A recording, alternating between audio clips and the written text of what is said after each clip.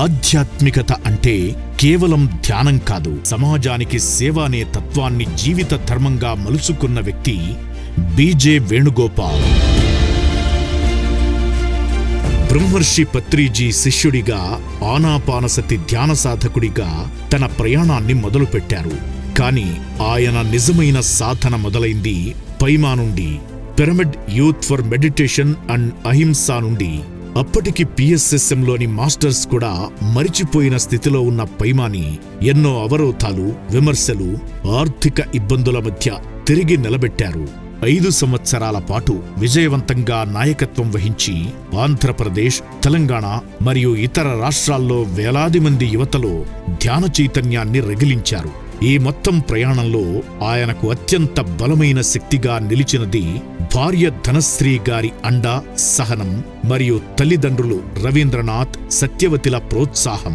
వృత్తిపరంగా చూస్తే సినర్జీ మ్యారిటైమ్లో సేలర్గా ప్రపంచంలోని 14 దేశాలను సందర్శించి అంతర్జాతీయ అనుభవాన్ని సంపాదించారు. అక్కడి నుండి చలనచిత్ర రంగంలోకి అడుగుపెట్టి ఉత్తమ షార్ట్ ఫిల్మ్ డైరెక్టర్ అవార్డు సాధించారు.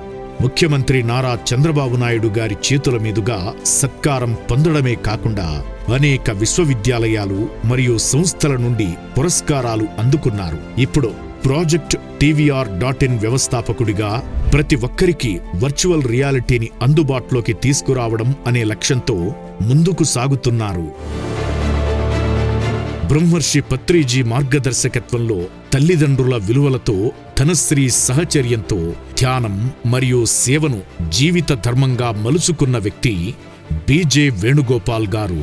2019 సాధారణ ఎన్నికల్లో తన గురువు బ్రహ్మర్షి పత్రిజీ ఆదేశాన్ని శిరసావహించి ఒకేసారి ఎంపీ మరియు ఎమ్మెల్యే స్థానాలకు పోటీ చేయడం ద్వారా రాజకీయాన్ని కూడా సమాజ సేవకు ఒక సాధనంగా భావించి తన గురుభక్తి మరియు సేవా నిబద్ధతను చాటి చెప్పారు.